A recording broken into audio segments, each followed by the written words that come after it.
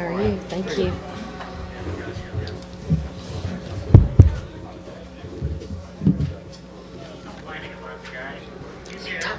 What? I'm in a late. Okay, if I can have everyone's attention here in the Media Center, we now welcome Juan Pablo Montoya, driver of the number 42 Target Chevrolet. Juan currently sits 21st in points and obviously a favored for the weekend here at Watkins Glen. Juan, just talk a little bit about closing in on the chase, your chances being right outside the top 20. I'll tell you the truth. I think last 3 weeks have been rough weeks for us. You know, we had cars to have pretty good finishes, and last week we were not very good. But apart from that, I think overall we had cars that were running the top 5, top 10, and we ended up with 30-something place finishes. And we went from 13 in points 3 weeks ago to being 21st, so it kind of sucks. I think everybody, the Target team has been working really hard to make ourselves better. I think this could be a great weekend to turn things around. I know everybody on the team is working really hard on making things better. Last week we had a couple of really good meetings in the shop with everybody, and I think there's good ideas and good planning coming for the next few weeks, so it should be fun. We'll open it up for questions here in the Media Center. Please raise your hand. We'll get a wireless mic to you. Please state your name and affiliation. We'll start with Lee. Good morning. Buenos dias. Wow.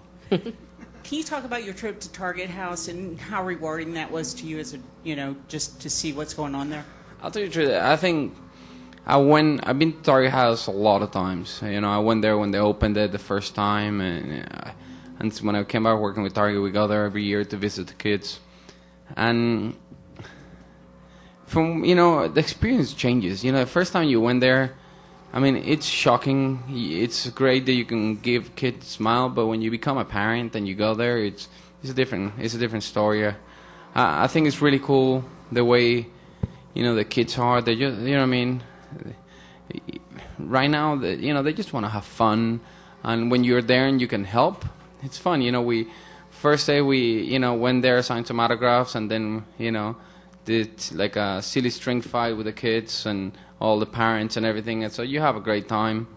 And next day we went, they do like a fair in the hospital where, they have kids doing karaoke and taking pictures and things, and we had some video games, there were some Xbox with, a couple of games there, and we were playing with the kids, and, it was fun. It was a hell of an experience.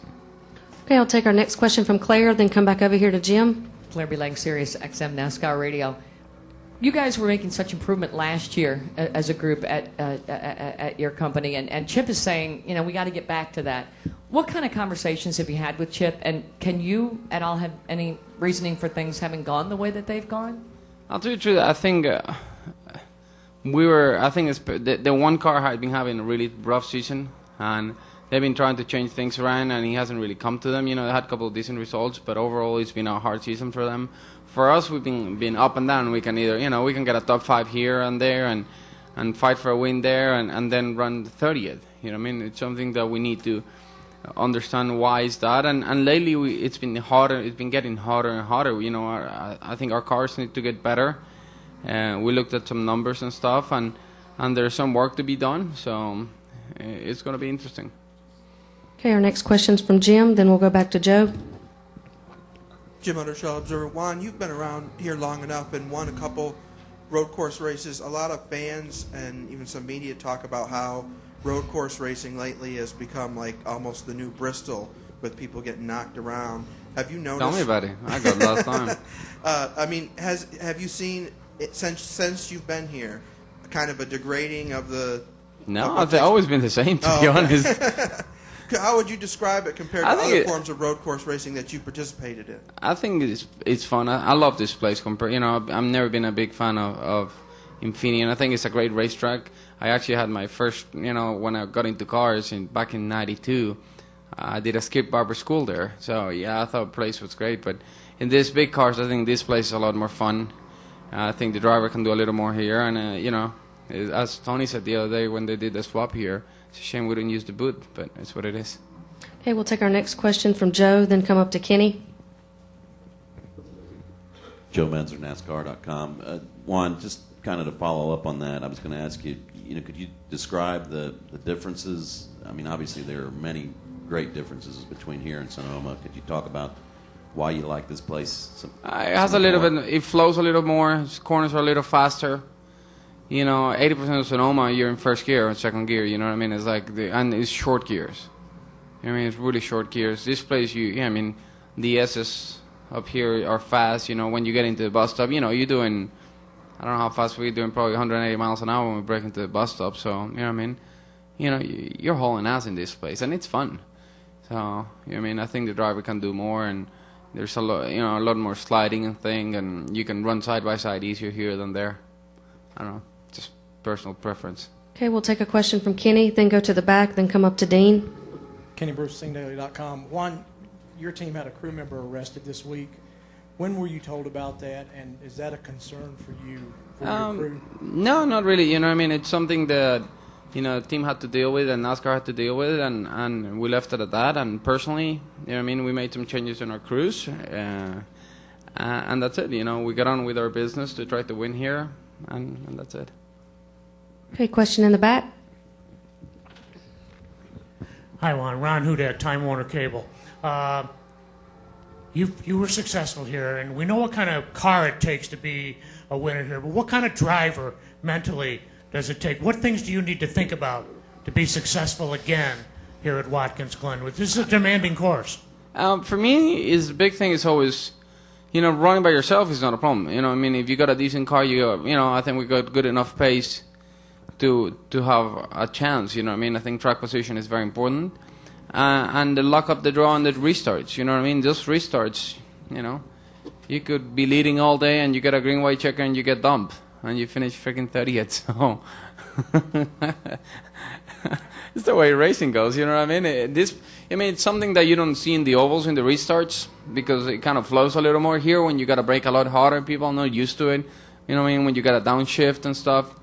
A place like Infineon, it all kind of keeps slowing down all the way to the top of the hill. Even like that, you get wrecks. Here, you accelerate hard and then you got to get hard on the brakes. Actually downhill, where people are gonna wheel hop and all kinds of things.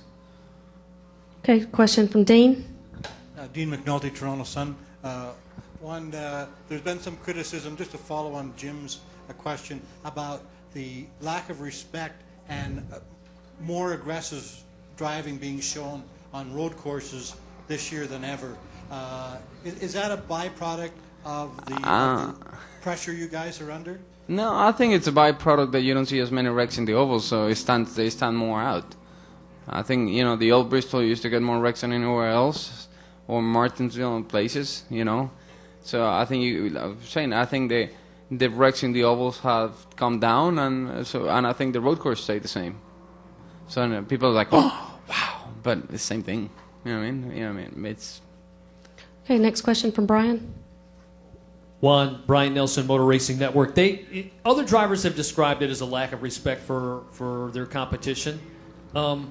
Is there, how is it that, you mentioned at road courses, people aren't used to braking all of a sudden as hard as they do and everything bunches up. That's when people go around.